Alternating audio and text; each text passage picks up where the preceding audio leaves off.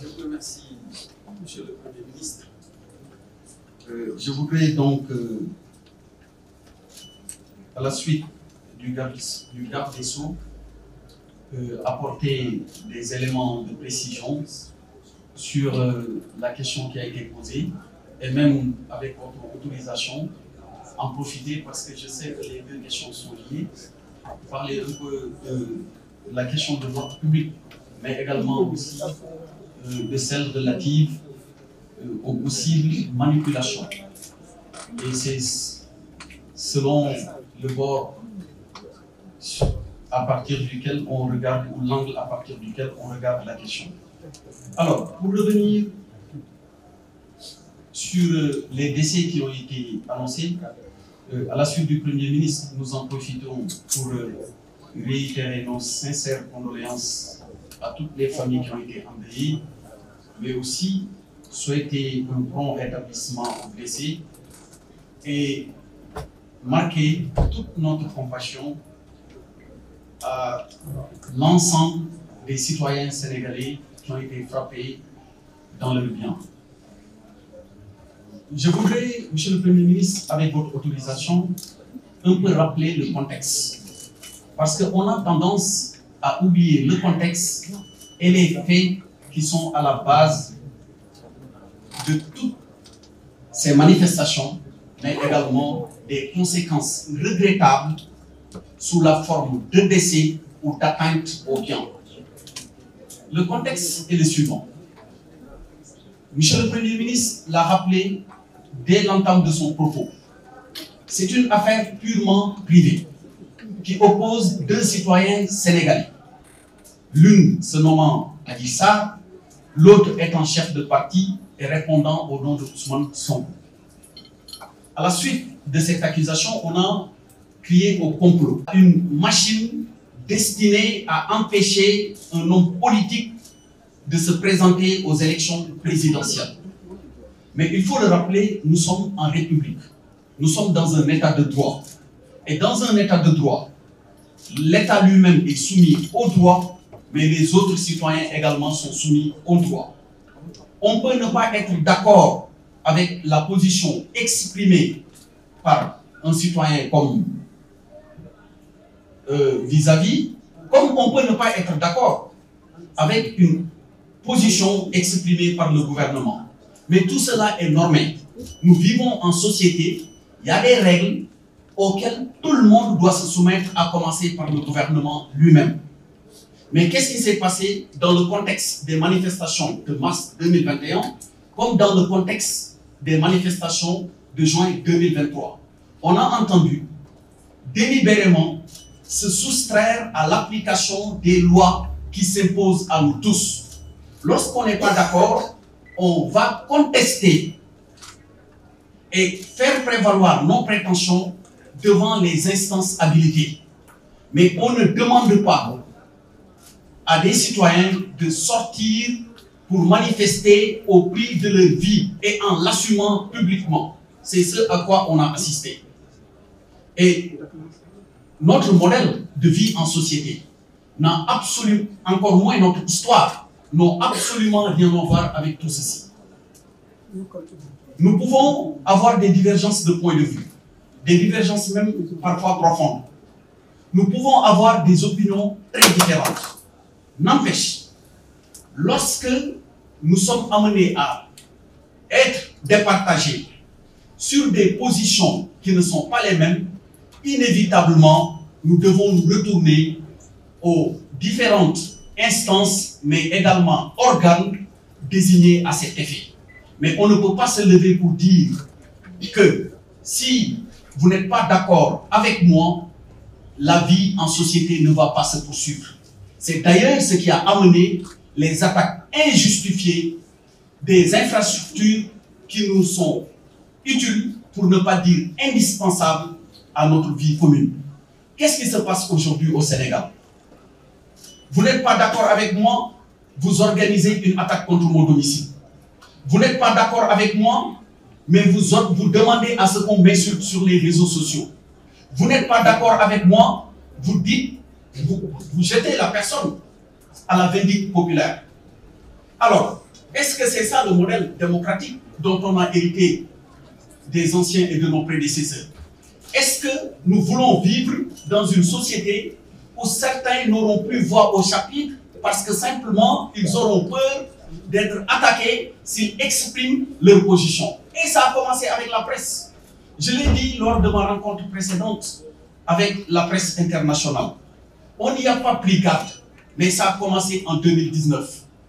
Si vous avez souvenance de ce qui s'est passé, bonne souvenance de ce qui s'est passé en 2019, lorsque les résultats des élections présidentielles ont commencé par être publiés par certains médias locaux, c'est les bureaux de vote du Moyen-Orient et de l'Afrique du Nord qui ont commencé d'abord à publier les résultats. M. Sonko était en tête. Tout le monde applaudissait. Lorsque plus tard, on a vu qu'à l'intérieur du pays, le candidat président sortant, son Excellence Macky Sall, avait des scores énormes, tout de suite, une conférence de presse a été organisée pour dire que si ces médias n'arrêtent pas de publier les résultats qu'ils sont en train de lire, allez les attaquer. Et il y a eu, je vais les nommer, il y a eu l'attaque de la radio RFM. Est-ce que nous voulons vivre dans un pays où si on n'est pas d'accord avec quelqu'un, on est condamné à se taire? Ce n'est pas ce Sénégal que nous connaissons. Ce n'est pas ce Sénégal dont on a hérité. Et nous ne vivrons pas dans ce Sénégal où nos enfants n'auront pas le droit d'exprimer librement leur opinion parce que tout simplement ils auront peur d'être jetés à la vindicte populaire ou d'être désignés comme des traîtres ou bien quelque part comme des personnes qui sont des vendus. Non, ce n'est pas ça le Sénégal. C'est pourquoi il est important de rappeler le contexte et de rappeler les faits. Au-delà de ce contexte, qu'est-ce qui s'est passé? Plus récemment, avec les événements du mois de juin 2023, le leader du PASTEF a appelé à une caravane dénommée celle de la liberté, sans déclaration préalable, alors que la loi l'y astreignait. Il a déclaré qu'il ferait des étapes et on s'est rendu compte que déjà à l'étape de Kolda, il y a eu un décès. Est-ce qu'un gouvernement responsable va laisser faire? Est-ce qu'on va laisser faire une caravane sans déclaration, des rassemblements sans respecter les formalités de la loi, avec des conséquences d'atteinte à l'intégrité physique des personnes, à l'intégrité de leurs biens sans agir? Mais que non, on ne peut pas laisser faire de tels agissements. Et c'est pour cette raison, conformément aux principes qui gouvernent le maintien de l'ordre, la doctrine du maintien de l'ordre, de façon générale dans beaucoup de pays, mais particulièrement dans le nôtre, repose sur quatre principes. D'abord, il faut de la légalité. Ensuite, il faut de la nécessité, de la proportionnalité et enfin de la réversibilité. Qui sont des principes, au besoin, on y reviendra plus tard, plus en détail, dont le maniement, ou en tout cas l'exercice, demande à chaque fois que de besoin de prendre certaines mesures. Pour répondre directement à la question de ce que vous avez appelé le blocage. Mais quelqu'un qui se lève pour dire qu'il va faire une caravane, qu'il va faire des rassemblements sans déclaration, on constate des décès. Est-ce qu'on va le laisser faire le tour du Sénégal, faire des rassemblements et compter les morts derrière? On ne peut pas. À partir de ce moment, et en vertu des principes sus-évoqués, il y a des restrictions qui, dans le cadre du maintien de l'ordre, peuvent lui être appliquées. Mais j'ai cité le dernier principe qui est celui de la réversibilité. Ce qui veut dire que c'est progressif. Ce n'est pas quelque chose de statique. C'est dynamique. Ce n'est pas statique. En cas de, si on se rend compte que la situation, et d'ailleurs ce n'est pas la première fois, si la situation permet, ou en tout cas arrive à un moment, si on en arrive à un moment où il faut libérer, disons, les barrières, enlever les barrières ou laisser les personnes circuler, on le fera. Mais en cas de nécessité, on n'hésitera pas. Que ce soit au niveau de ce quartier de Cité Keur Gorgui ou même dans une autre partie du territoire, il arrive assez souvent que vous voyez que les forces de défense et de sécurité imposent des zones où il n'est pas possible, pour des raisons tenant à l'ordre public, en vertu du principe de précaution, de ne pas pouvoir donc circuler dans de telles zones. Voilà ce que je voulais apporter comme précision sur ce premier élément. Et Monsieur le Premier ministre, si vous permettez, je pourrais enchaîner avec les manipulations sur la police. Alors, j'en ai également parlé. Les réseaux sociaux constituent un formidable outil de diffusion de la bonne information, mais également, et malheureusement, il faut le regretter, c'est le revers, constitue également une sorte de fléau des temps modernes selon l'usage qu'on en fait. Parce qu'avec la possibilité qu'on a en temps réel de diffuser à très grande échelle certaines informations, on en arrive à avoir et à constater des dégâts énormes au Sénégal ou ailleurs. Lorsque une vidéo elle est diffusée, on peut tout de suite, par des techniques que certainement les spécialistes peuvent décrire, changer son contenu ou bien même faire dire à une vidéo authentique ce qu'elle n'a pas dit. Mais quand ça arrive, quel doit être le rôle de l'État? Quand il y a une controverse sur un tel sujet, quel doit être le rôle de l'État? Le rôle de l'État ne doit certainement pas d'être passif, mais d'ouvrir une enquête.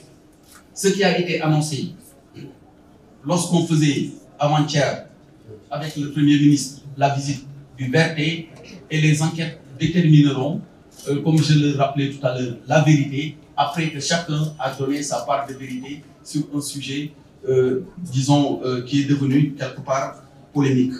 Pour répondre à votre question, c'est seulement les enquêtes qui permettront de déterminer réellement ce qui s'est passé. Parce que si je parle avec et au nom de la police, on dira que je prêche pour notre chapelle. Je connais le contenu de ces vidéos, je connais ce qu'il en est. Et je peux vous dire que c'est une collecte qui a été faite régulièrement par les services techniques de la police. Mais plus tard, on a eu droit à beaucoup de manipulations pour essayer de tromper l'opinion. Mais il faut une enquête. Parce que ça, c'est ma part de vérité. Comme d'autres ont leur part de vérité. Il faut que quelqu'un d'autre vienne dire la vérité en départageant nos différentes parts de vérité. Je vous remercie.